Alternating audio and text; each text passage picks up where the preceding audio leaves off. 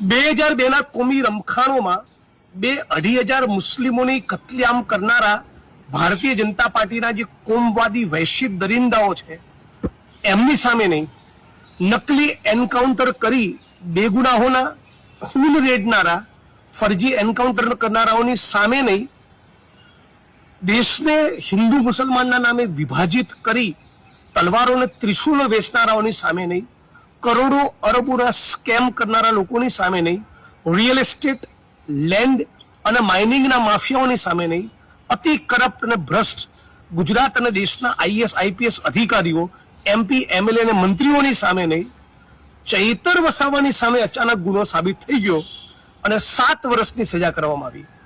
ગજબ કહેવાય નહીં? આખું ગુજરાત અને દેશ ભારતીય જનતા પાર્ટીના કાળા કામ અને ધંધાને જોઈ રહ્યું છે.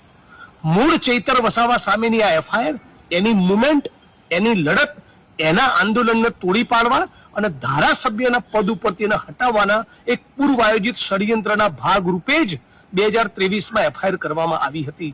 એટલે હું આને ન્યાયતંત્રનું સન્માન કરીએ છીએ, પણ આ ચુકાદા સાથે બિલકુલ સહમત નથી. અને ભારતીય જનતા પાર્ટીનું આજે જેને કહેવાય નીચ કક્ષાનું જે ચરિત્ર બની ગયું છે કે આખું વિપક્ષ ગમે તે કરીને ખતમ કરો. મને પણ આસામની જેલમાં નાખ્યો હતો, મહિલા પોલીસના બાજુમાં બેસાડી એની જોડે છેડતીની મારી પર એફઆઈઆર કરાઈ, વિપક્ષના અનેક નેતાઓને ટાર્ગેટ કરવા. આ જે લોકશાહી અને બંધારણની જે હત્યા થઈ રહી છે ગુજરાતમાં અને દેશમાં, નરેન્દ્ર મોદીના શાસનમાં, ભાજપના શાસનમાં, એને સમગ્ર ગુજરાત અને દેશે ઓળખવાની જરૂર છે. સાથી ચૈતર વસાવાને 7 વર્ષની સજા થવી એ લોકતંત્રની હત્યા છે.